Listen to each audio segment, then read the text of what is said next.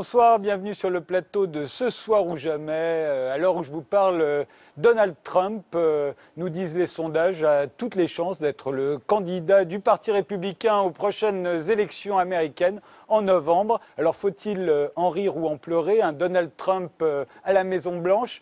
Et qu'est-ce que ça nous dit sur la démocratie? On en débat ce soir avec Jacques Rancière. Vous êtes philosophe, vous êtes l'auteur du Maître ignorant qui a été traduit dans le monde entier, ou de La haine de la démocratie, sur le mépris du principe démocratique chez une certaine élite intellectuelle. Gilles Finkelstein, vous êtes le directeur des études dans une grande agence de conseil en communication. Vous êtes le directeur de la Fondation Jean Jaurès. Vous publiez lundi un nouveau livre, Piège d'identité, réflexion inquiète sur la gauche, la droite et la démocratie. Benoît Forgeard, vous êtes réalisateur de cinéma et de télévision, comédien. Votre nouveau film Gaz de France est sorti le 13 janvier avec Philippe Catherine dans le rôle d'un président de la République française, élu grâce à une chanson, La rigueur en chantant, et dont la cote de popularité s'effondre. Françoise Coste, vous êtes historienne spécialisée dans la politique intérieure américaine. Vous êtes l'auteur d'une biographie de Ronald Reagan en 600 pages. On y voit un homme qui pouvait sembler idiot, naïf, ignorant, paresseux, mais qui bénéficiait d'une chance insolente. Et l'on se dit que même un incapable peut diriger la plus grande puissance du monde et s'en tirer à son avantage. Christophe De Vogt, vous êtes historien des idées et de la rhétorique politique, vous enseignez à Sciences Po et vous avez fait des chroniques sur Radio Classique que l'on peut retrouver dans votre dernier livre, 50 matinales pour réveiller la France. Enfin, Évelyne Josselin, vous êtes l'auteur d'un livre très critique envers Barack Obama, paru en 2010, Obama, de la déconstruction de la démocratie en Amérique, et plus récemment de Tea Party, l'Amérique à la reconquête de ses libertés. Alors Donald Trump, je vous l'ai dit, est en tête des intentions de vote pour la primaire républicaine. Il a donc toutes les chances aujourd'hui de se retrouver face à Hillary Clinton en novembre lors des élections présidentielles. Je vous propose de revoir comment nous en sommes arrivés là. Où s'arrêtera Donald Trump? Il caracole en tête des sondages, son discours populiste séduit l'électorat conservateur. Je me présente officiellement à la présidence des États-Unis. Et nous allons refaire de notre pays une grande puissance. Donald Trump, c'est une star aux États-Unis. Marié 3 fois, plus de 5 milliards d'euros de fortune personnelle issue de l'immobilier des casinos. L'incarnation parfaite du rêve américain. I don't need anybody's money. I'm using my own money. I'm not using the lobbyists. I'm not using donors. I don't care. I'm really rich. I'll show you that in a second. Cowardice. Are you serious? Apologies for freedom. I can't handle this. When freedom brings, answer the call. On your feet, stand up tall. Freedom's on our shoulders. USA. I will be the greatest jobs president that God ever created. I tell you that. Le milliardaire finance lui-même sa campagne et l'anime comme l'émission de télé-réalité qu'il présente, assurant le show à chaque épisode. À chaque meeting ou presque, il fait monter sur scène un de ses partisans afin de vérifier qu'il ne porte pas de perruque. Oui, c'est bien ses cheveux. C'est pas un politicien et c'est ça que j'aime chez lui. Vous traitez les femmes que vous n'aimez pas de grosses truies, de chiennes, de traînées et d'animaux répugnants. Est-ce vraiment selon vous des propos dignes d'un futur candidat à la présidence? Je pense que le problème numéro 1 de ce pays, c'est le politiquement correct. Et franchement, ce que je dis, c'est souvent drôle. On s'amuse, on plaisante, mais ce que je dis, c'est ce que je dis. Lorsque le Mexique nous envoie ces gens, il ne nous envoie pas les meilleurs, mais ceux qui apportent de la drogue, du crime. Certains même sont des violeurs.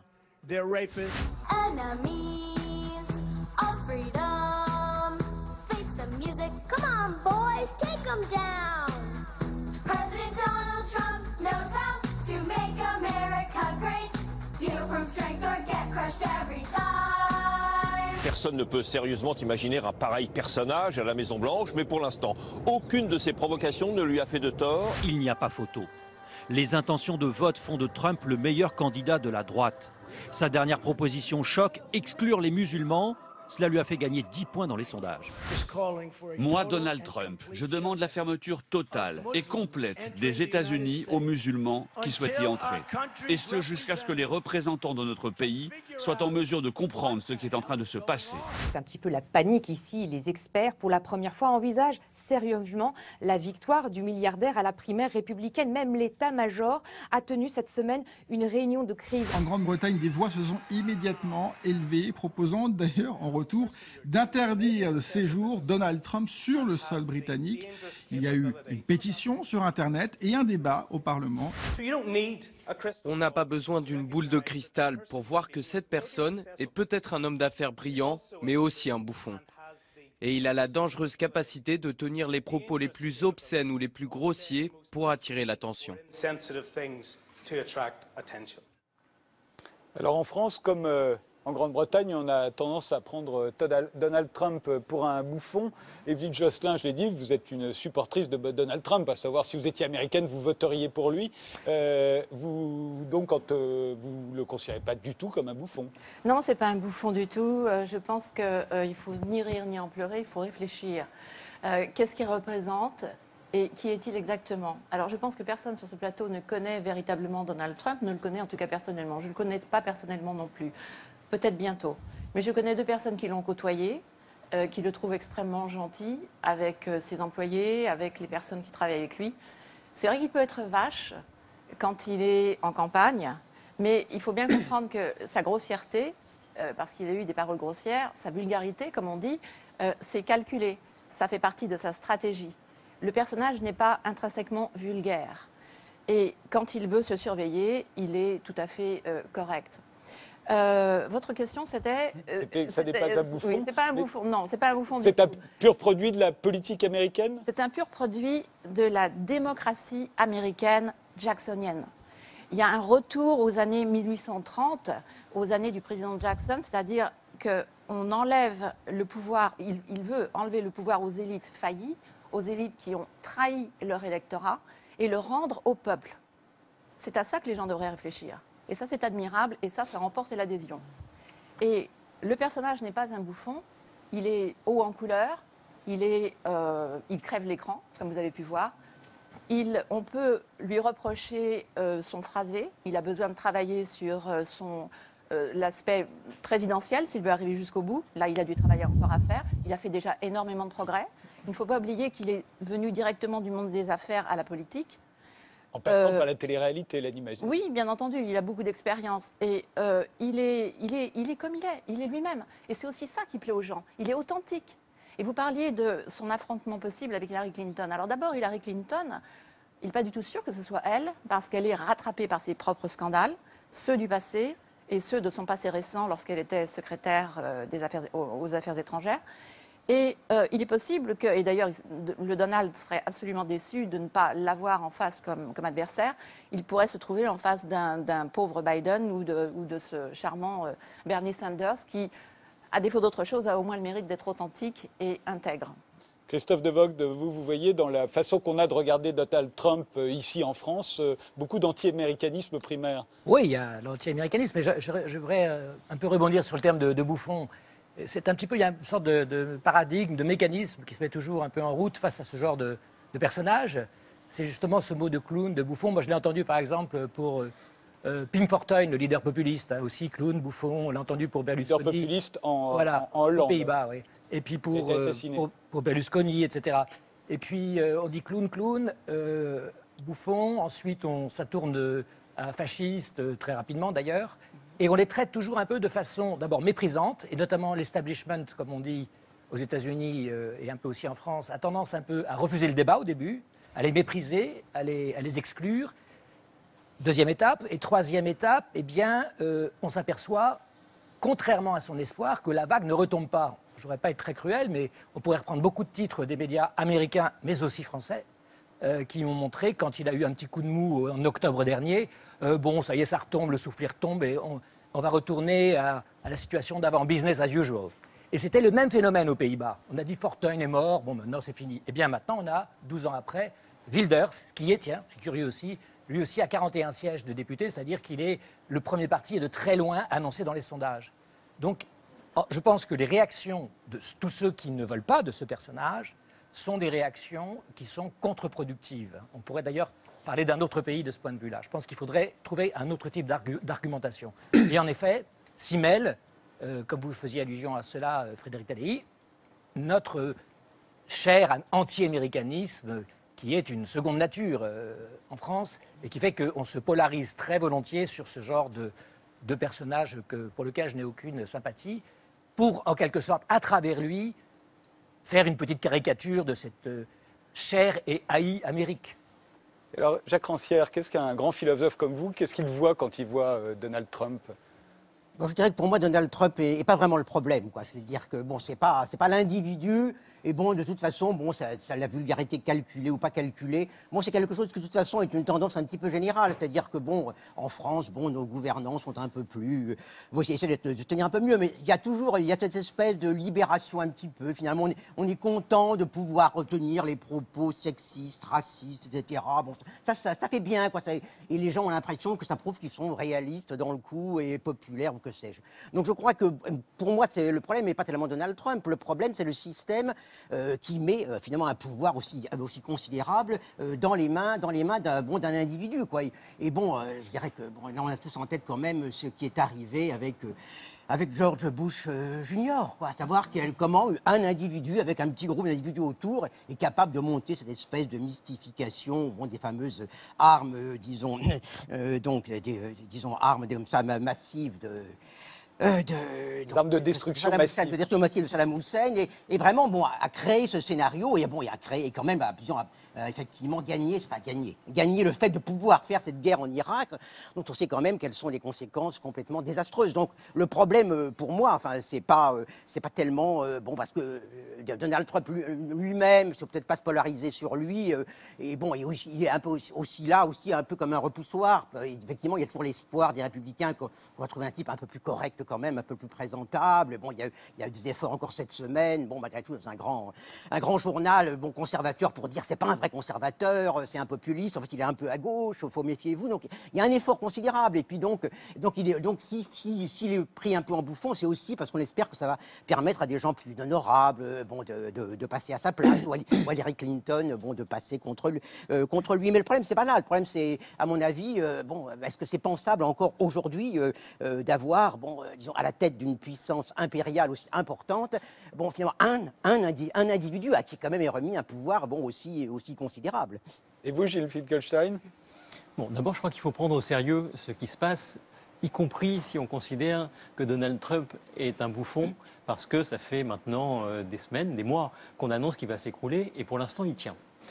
Deuxièmement, moi, ça m'importe assez peu de savoir si dans la vie privée, c'est quelqu'un de gentil. La manière dont on juge, je crois, un responsable politique, c'est pour ce qu'il donne à montrer, pour ce qu'il propose dans sa campagne et après dans ses actions. Troisièmement, c'est, je crois, un bon symptôme de la crise du Parti républicain. Songez que si Hillary Clinton est élue présidente à la fin de l'année, pour la première fois depuis la Seconde Guerre mondiale, vous aurez eu 3 mandats démocrates. Le Parti républicain, traversé par des divisions très importantes, traverse à la fois une crise idéologique, une crise de leadership, et c'est là-dessus que Donald Trump a émergé et s'est imposé. Et donc c'est, je crois, un bon symptôme de ce qui se passe. Et puis peut-être, dernière remarque, c'est un bon symptôme d'un phénomène que nous connaissons, nous aussi, en Europe et en France, c'est-à-dire d'un essor des populismes, mais à la différence peut-être de ce qui se passe en Europe, c'est un populisme qui n'est pas extérieur au clivage central de la vie politique, c'est depuis toujours d'ailleurs, le populisme est vraiment interne à chacun des 2 grands partis américains. Françoise Coste, on peut se dire aussi, il est tombé drôlement bas le Parti républicain, qui a été un grand parti. Et je vous ai invité justement parce que vous êtes la biographe de Ronald Reagan, et c'est avec Reagan qu'a émergé cette tendance à la fois conservatrice, ultralibérale, et qui repose sur la droite chrétienne aux États-Unis. Est-ce que Donald Trump en est le prolongement? Il se réclame de Reagan sans arrêt, hein. Par certains aspects, oui, parce que son grand slogan Make America Great Again, c'est une citation d'un speech de Reagan dans la campagne de 1980. Donc ce populisme de droite qu'on retrouve chez Trump, on le trouvait chez Reagan. Et comme Reagan, effectivement, il est très bon en communication. On l'a vu, il crève l'écran, ça c'est vrai. La différence, c'est que Reagan, c'était un vrai conservateur dans le sens où il avait lu ses classiques conservateurs, il maîtrisait le langage conservateur, il y croyait, et il avait une expérience politique d'élu sur le terrain. Il avait été, avant d'être président, gouverneur de Californie pendant 8 ans. Trump, c'est pas ça, il n'a jamais été élu, c'est un novice en politique. Et il ne remplit pas toutes les cases de la droite conservatrice, telle qu'elle est effectivement définie depuis les années 80 par Reagan, en particulier sur les questions de mœurs. Par rapport à la droite chrétienne, Trump ne se positionne pas du tout contre l'avortement, contre le droit des homosexuels. Il n'en parle pas. Il est plutôt cool. Oui. En fait, il vient de New York, du milieu du business new-yorkais, qui sur le plan des mœurs, c'est en réalité un milieu tout à fait progressiste. Mais ce qui est intéressant, c'est que bien qu'il ne parle pas du tout de ce qu'on considérait comme des passages obligés thématiquement chez les Républicains, il est quand même populaire. Donc peut-être que le parti lui-même est en train d'évoluer.